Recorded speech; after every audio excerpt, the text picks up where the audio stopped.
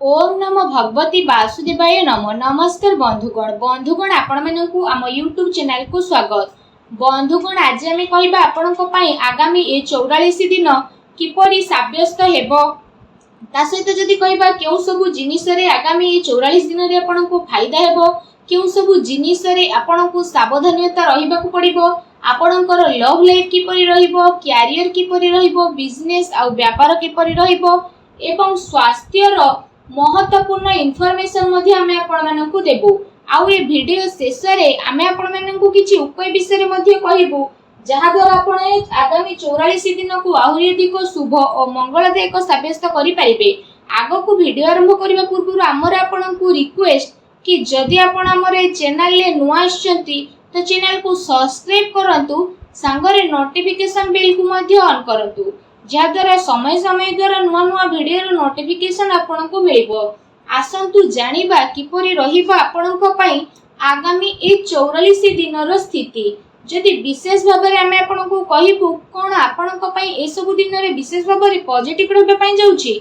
जदि कहबा फ्रेंड्स ए सब दिन रे आपनको वित्तीय स्थिति रे काफी सुधार आसीबो पूर्व दिन अपेक्षा। अचानक आपनको धन प्राप्तिर अवसर मिलिबो जहा आपनकु भविष्यत रे आपनको पई गोटे बहुत भलो आर्थिक जीवनर मार्ग प्रस्तुत करिवो। शिक्षा पई समय बहुत भलो रहिबो एवं आपण बहुत भलो उपलब्धि को मध्ये प्राप्त करिवे। आपनक भितरे ऊर्जार स्थिति मध्ये विशेष भाबरे देखिबाकू मिलिबो। अन्य सह भलो व्यवहार द्वारा आपण दिमाग रे काम करिवे। आपनक संगरे काम करूथुबा व्यक्ति माने आपनकु सहाय्य मध्ये प्रदान करिवे। कौनसी योजना विषय मध्ये आपण विचार करि पारंती, धैर्यर सहित काम करंतु कारण टिके लड़ाई झगड़ा मध्ये होई पारे। शांत स्वभाव होई कि जदि कार्य करिवे आ कथावार्ता करिवे तो लोक माने आपनकु काफी तारीफ मध्ये करिवे।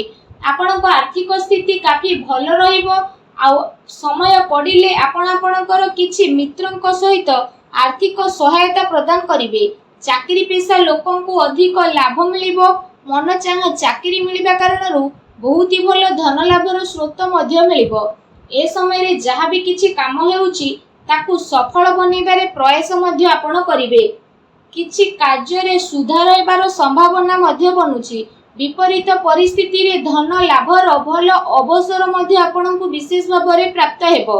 आपनक मन रे शीघ्र पैसा कमाइबार तीव्र इच्छा मध्ये देखा देबो।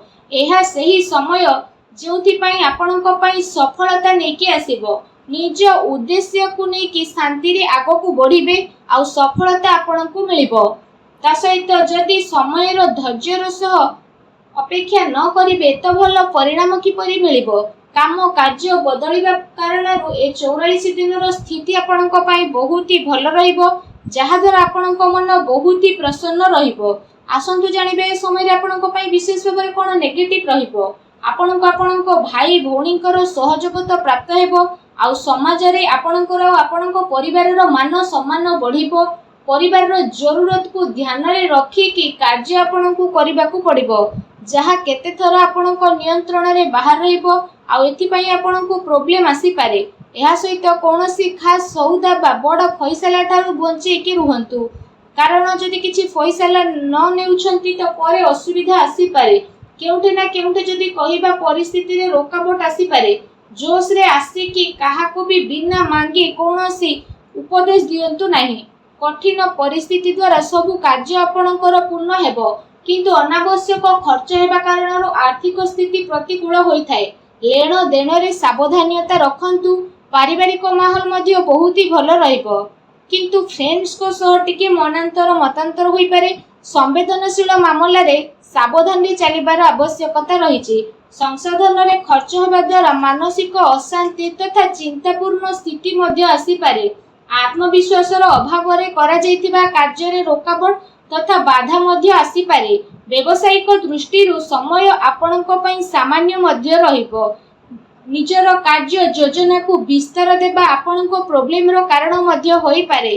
चिंता एवं मतभेद आपनकु चिड़चिड़ा मध्ये बनाई पारे। आपण आपणकर परिचितंक ऊपर निजर फैसला थुकिबा पई चेष्टा करिवे। एहा द्वारा आपणकु ही नुकसान मिलिबो। सुना जाइतिबा कथा रे आखि बंद करी विश्वास करंतु नाही।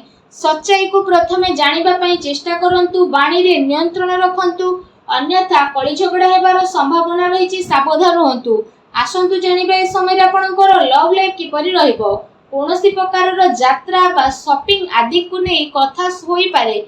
एमितिरे आपणको मधुर संबंध बनै रखिबा प्रयासर आवश्यकता रहिछि। आपणक प्रयास द्वारा स्थिति अनुकूल मध्य रहिबो। आपण आपणकर संपर्क को नुआ रचनात्मक रे नेबे आउ ताकू मजबूत मध्य करिवे। एहा द्वारा आपण जणे आउ जनक प्रति अत्यधिक आकर्षण अनुभव करिवे। किंतु ध्यान रखंतु, मर्यादित आचरण करिबा ही सर्वथा उचित रहिबो। ता सहित आपणक प्रियतम को यह अनुभव करने को पड़िबो कि वास्तव में ए संपर्क आपणक पई बहुत ही महत्वपूर्ण। ता सहित यह आपणक पई सब किछि रहिबो। ए दिन आपणक प्रेम जीवन पई बहुत ही भल दिन साब्यस्त हेबो। ए दिन रे आपणक अवश्य ही लाभ उठेबार रहिछि। आसंतु जानिबे ए दिन रे आपणक व्यवसाय कैरियर किपरि रहिबो। व्यापार धंदा आपणकर भल चलिबो। कार्य क्षेत्र रे सफलता मध्य मिलिबो। कार्यभार तो अधिकता रहिबो, जहा द्वारा परिश्रम आपणको अधिक करबाको पड़िबो। आ पूरा दिन आपणकर दौड़ा दौड़ी रे कटिबो। काम कार्य सिलसिला रे कोनोसी छोट यात्रा रे मध्य जीवाको पड़ी पारे, जहा आगो जे आपणक पई काफी लाभदायक हेबो। एहास आपणको धन प्राप्ति रे मध्य अनेक अवसर प्राप्त हेबो, जहा द्वारा आपणक मन मध्य बहुत ही प्रसन्न रहिबो। मेडिकल सह जड़ित छात्रंक पई मध्य ए समय बहुत ही भल रहिबो। चाकरी करुथुवा व्यक्ति विशेषंक पई ए दिन बहुत ही मिलाजुला रहिबो। ता सहित ए 44 दिन रे आपणक व्यवसाय को नै कोनोसी यात्रा करि पारंती, जहार आपणको सकारात्मक परिणाम प्राप्त हेबो। व्यवसायिक दृष्टि रे ए दिनर स्थिति आपणक पई काफी अनुकूल रहिबो। आ ए समय रे किछि भल लाभ मध्य आपणको प्राप्त हेबो, जहार आपणको लंबा समय रु अपेक्षा रहितला। आसंतु जानिबा ए दिन रे आपणक स्वास्थ्य किपरि रहिबो। विशेष भाव में ए दिन में आपण स्वास्थ्य को नहीं आदौ भी चिंतित रहिबार आवश्यकता नहीं, कारण ए समय रे स्वास्थ्य आपण को भरपूर साथ देबो। स्वास्थ्य द्वारा आपण खुशी अनुभव मध्य करिवे। निजे निज को ऊर्जामान एवं चिंता मुक्त मध्य ए समय रे अनुभव करिवे, जहा द्वारा आपणक मन बहुत ही प्रसन्न रहिबो। निज स्वास्थ्य को आउरी अधिक भल रखिबा पई आपण प्रत्येक दिन योग करंतु, व्यायाम करंतु, सुस्थ रहंतु। आसंतु जानिबा ए दिन रे विशेष उपाय कोन रहिछि। ए दिन मानकरे आपण विशेष भाव में स्नान करि सारिबा परे भगवान बजरंगबलींकर मंदिर जांतु। आ भगवान बजरंगबली को आपण विशेष भाव में गुलाब फूलर माला अर्पण करंतु। एहा सहित निजर मनोकामना मागंतु। एपरि करिबा मात्रे ही भगवान बजरंगबली बहुत शीघ्र प्रसन्न हेबे एवं आपण समस्त कष्ट को मध्य दूर करिवे। जहाँ भी आपण जीवन में प्रोब्लेम चली सब प्रोब्लेम को दूर मध्य करिवे। ता सहित आपण प्रत्येक दिन हनुमान चालीसा मध्य पाठ करंतु। आउ सूर्य को जलार्घ्य अर्पण करंतु। वीडियो टी केमती लगिला कमेंट करके जणांतु। चैनल नुआ आसिले चैनल को सब्सक्राइब मध्य करंतु। धन्यवाद।